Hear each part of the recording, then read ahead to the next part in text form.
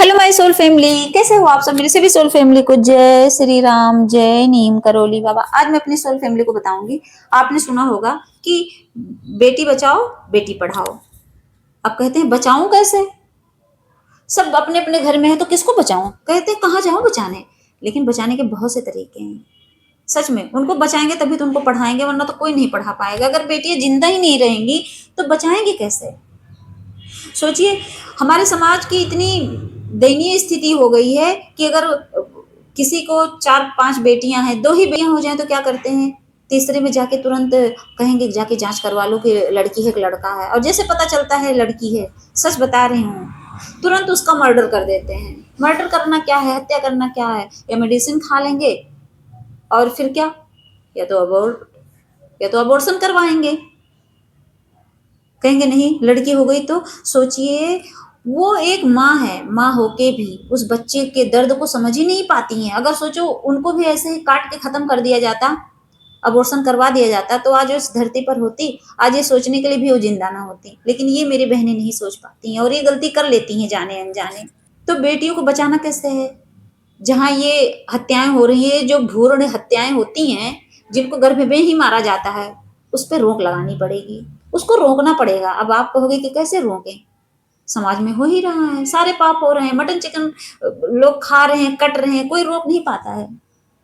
लेकिन मेरा कहने का मतलब है कि ये अगर हम बहनें समझ जाए ना, सच में कहीं ना कहीं हम ही इन्वॉल्व हैं।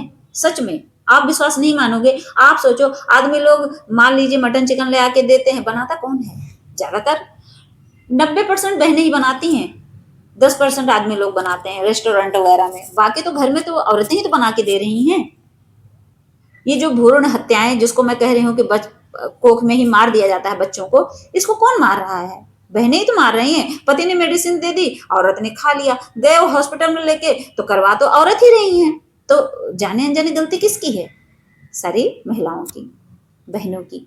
तो गर्भ में बेटियों की हत्याएं जो हो रही हैं उसको रोकना, समझ लो बेटी बचाओ है तो बचाओ, कोशिश करो। अगर आपके इर्द गिर्द, मैं अपने भाइयों से कहना चाहूंगी, अगर आपकी जो मिसेज हैं, अगर वो प्रेग्नेंट हैं, अगर आपको पता चलता है बेटी है, तो मेरी रिक्वेस्ट है, मैं ऐसे ही बचा सकती हूँ, मैं बाहर निकल के नहीं जा सकती, तो मैं ऐसे ही बोलूंगी कि मेरी रिक्वेस्ट है, हाथ जोड़ के विनती है भाई से कि मत करो हत्या।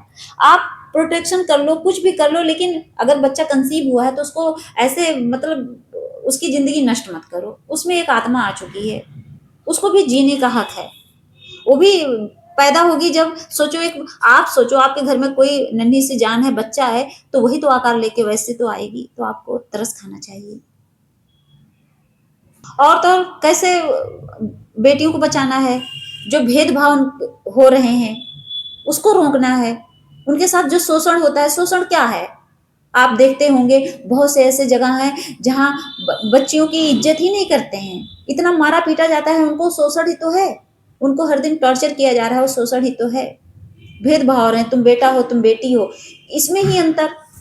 सोचिए, ये शोषण नहीं है, ये भेदभाव नहीं है कि कहते हैं तुम बेटी हो, तुम्हें तो बस इंटर तक पढ़ाएंगे, उसके बाद तुम्हें ज्यादा ज्यादा ग्रेजुएशन करा देते हैं, बीए वगैरह, उसके बाद क्या, उसके बाद तुम अपने घर जाओ, तुम्हारा पति पढ़ाएगा तो पढ़ाएगा, पढ़ लेना, मैं नहीं पढ़ाऊंगा, तुम्हारी शादी के लिए पैसा इकट्ठा करना है। सोचो, शादी तो बेटे की भी करते हैं, तो उसको क्यों डॉक्टर इंजीनियर आईएएस पीसीएस बनाते हैं। सोचिए, क्या उसकी शादी नहीं करेंगे, उसकी बहू को जो है ज्वेलरी नहीं देंगे, उसमें पैसे नहीं खर्च होंगे, उसका रिसेप्शन नहीं हुआ होगा। लेकिन सोचो, सोच कितनी गंदी है, भेदभाव बचपन से ही शुरू। बस ये है कि वो बेटा है, वो मेरी सेवा करेगा। सोचिए, इतना यहाँ से गंदी सोच भर लिए हैं। और चाहे वो बुढ़ापे में ना कसम से लठ बजाए, मारेगा बहुत। ऐसे लोगों को तो सच में, ऐसे लोगों को तो भगवान से यही दुआ करती हूँ ना कि जो बेटी की कदर नहीं करते हैं ना, वो उनके जो बेटों को ज्यादा प्यार देते हैं और बेटियों को नहीं करते ना, ऐसे लोग बेटे मारे बुढ़ापे में तभी सही होंगे। ऐसे लोग सच में तरस नहीं आता है उन्हें। और तो हमारे समाज की सोच को बदलनी पड़ेगी। ये जो सोच समाज ने बना रखा है कि बेटी बोझ है, इतना बड़ा बोझ, जैसा लगता है कि इतना बड़ा गट्ठर है और सर पे लादे हुए हैं। सोचिए, और हर दिन वो बेटियां बल्कि उस बोझ को हल्का करती हैं, जिसको बोझ समझते हैं ना। एक गिलास पानी अगर मांगो ना तो बेटे नहीं देते हैं, बेटियां ही देती हैं। लेकिन अकड़ इतनी रहती है कि ये तो बोझ है और मेरा बेटा तो राज दुलारा है, बड़ा प्यारा है। सोचिए, ये मेरी बहनें जो मेरी वीडियो देख रही होंगी ना, इसमें से आप खुद फील करना कि आप भी सोचते होगे बहुत बहनें ऐसी हैं जो सोचती होंगी कि हाँ, मेरी बेटी है और ये तो चली जाएगी दूसरे के घर, और मेरा बेटा तो सच में मेरा राज दुलारा है, मेरा राजा बेटा है। कभी उसको रानी बेटी नहीं बोलते होंगे। सबकी बात नहीं कर रही हूँ, लेकिन कुछ लोग ऐसे हैं, मैंने देखा है। मैं जहाँ भी रही हूँ ना, इर्द-गिर्द में देखती थी। तो देखिए, सबसे बड़ी बात है, बेटियाँ बोझ नहीं होती हैं, वो शक्ति का रूप होती हैं, क्योंकि अगर शक्ति का रूप ना होती तो आप खुद सोचो, नवरात्र आता है तो कैसे घर-घर जाके ढूँढते हैं। जिसके घर में बेटियाँ नहीं हो तो ढूँढते-ढूँढते हैं, जिसके घर में है वो भी जाके ढूँढते हैं कि एक लड़की है मेरे घर में तो और 9 कन्याएँ चाहिए, तो कैसे मेरा तो नवरात्र पूरा बेकार हो जाएगा, खंडित हो जाएगा। उसको पूर्ण करने के लिए कहते हैं नहीं, लड़कियों को ढूंढना है, लेके आओ, जाते हैं घर घर रिक्वेस्ट करते हैं। उस समय कास्ट भी नहीं देखते, कहेंगे कोई बात नहीं, कन्या का रूप। उस समय उनके अंदर इतना बैराग आ जाता है कि सब कन्या के रूप है, सब माता जी हैं, और ले आते हैं अपने घर में, कन्या पूजन करवाते हैं। तो सोचो, शक्ति का रूप ना होती तो उनको माता समझ के क्यों पूजा जाता है, क्यों उनके पैर छूते हो। कितने बड़े बड़े पैसे वाले हैं, लेकिन वो भी जाके उसका पैर छूते हैं, क्यों? क्योंकि वो शक्ति का रूप है। इसी से समझ जाइए कि आप शक्ति का रूप हो, सारी लड़कियां कन्या का रूप है, माता जी का रूप है। लेकिन नहीं, उस समय बस वही उतना वैराग्य रहता है, उसके बाद फिर वही डेविल एनर्जी आ जाती है लोगों के। तो मेरी सोल फैमिली से रिक्वेस्ट है कि ऐसे ही बेटी को बचाना है, उनका शोषण होने से रोकना है, और जो लोग उनको बोझ समझते हैं ऐसी जगह रोकना है, और जहाँ हत्याएं हो रही हैं वही जांच करके कहते हैं कि ये लड़की तो उसको नष्ट कर दो। कितनी बच्चियां सोचो पैदा होती ही झाड़ी में फेंक दी जाती हैं। जब न्यूज आता है कि वहाँ एक बच्ची, छोटी सी बच्ची नवजात मिली, तो क्या होता है, बड़ी दया आती है मुझे। मैं सोचती हूँ बताओ कितने निर्दयी लोग हैं इस समाज में। अब देखिए, अब आता है क्या, बेटी पढ़ाओ। अब बेटी को पढ़ाएं कैसे, अब घर घर जाके सबको पढ़ाएंगे नहीं।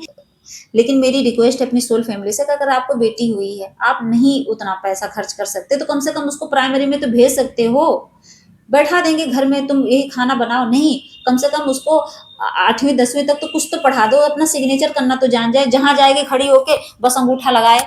ऐसा नहीं करना है, उसको अपना नाम लिखना तो सिखा दो, कोई बेवकूफ ना बना पाए कुछ ऐसा। अब देखो, अगर आप नहीं पढ़ाओगे, अगर वो अनपढ़ रहेगी, सोचिए बहुत से ऐसे गरीब फैमिली जो स्कूल भेजती ही नहीं है, तो मेरी रिक्वेस्ट है भेजिए, 5वीं तक तो पढ़ा दीजिए, कम से कम वो हिंदी पढ़ना तो सीख जाए। कहीं उसकी शादी कर दो, पता चला उसका पति एक सुसाइड नोट लिख दे उसी के खिलाफ और बोले कि इस पे दस्तखत कर दो, तो वो बेचारी पढ़ी नहीं है, पता चला उसी का सुसाइड नोट है, और उस पर अंगूठा लगवा के उसको मार दिया जान से, और बोलेगा कि देखो इसमें तो अंगूठा लगाया था कि मैं अपने आप सुसाइड कर रही हूँ। बताइए, फंसा देगा ना। तो कम से कम इतना तो शिक्षित होना चाहिए कि वो पढ़ ले, तो कम से कम अपना वो सुसाइड नोट तो पढ़ ले कि हाँ भाई क्या लिखा है, अच्छा अच्छा साफ साफ पढ़ ले, उसके बाद उसको रिजेक्ट कर दे। इतना तो नॉलेज होना चाहिए। तो बेटियों को पढ़ाना भी है, पढ़ाना बहुत जरूरी है।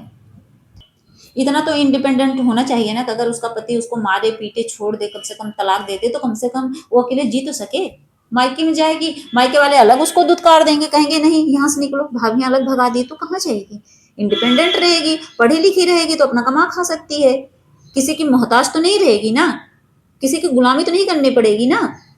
देखिए, जब हमारी बहनें, हमारी बहन बेटियां जीवित रहती हैं, पढ़ती हैं, तो क्या होता है, हमारा परिवार मजबूत होता है, हमारा समाज आगे बढ़ता है, और हमारे देश का भी विकास होता है। सोचिए कितना, अभी आप सुनिए न्यूज में देखिए कितनी लड़कियां कितनी आगे निकल चुकी हैं। सोचिए, कोई ऐसा काम नहीं है जो बेटियां ना करती हों, और हम इसी में कंफ्यूज हैं कि बेटियां बोझ हैं। हमें इसी इल्यूजन में मतलब हम ऐसा भ्रम पाल बैठे हैं कि लड़कियां बोझ हैं, बोझ हैं। वो वही है सच में जो अनपढ़ लोग हैं, जो पढ़े लिखे लोग हैं, वो कभी बेटी को बोझ समझते ही नहीं है। उनके पास तो अगर 2 बेटी हो गई ना, तो सच में वो जाके सीधे ऑपरेशन करवाते हैं कि मुझे अब बच्चा चाहिए ही नहीं। सोचो, ऐसे लोग हैं जो समझदार हैं, और जो नहीं है वो कहते हैं नहीं, मुझे वंश चलाने वाला चाहिए, मुझे तो अपने घर का चिराग चाहिए, चाहे वो चिराग पूरी जिंदगी उस घर का चिराग बुझा दे। सच में वो जिस चिराग के पीछे ना पागल हो रही है ना, सच में वही चिराग घर में जो और चिराग है ना, उसको बुझा देता है, और बेटियां रोशन करती हैं उस घर को, लेकिन ये चीज समझ नहीं पाते हैं। तो मेरी सोल फैमिली समझ गई होंगी कि बेटी बचाओ और बेटी पढ़ाओ का मतलब। तो आप भी बेटी को बचाने की कोशिश करिए। अगर आपके आसपास कुछ भी ऐसा हो रहा हो तो उस पर एक्शन लीजिए, स्टैंड लीजिए, उसके लिए मतलब लड़िए। कभी किसी को, कभी किसी बेटी को अगर कोई हर्ट करता है ना, तो सच में वहां बोलना सीखिए।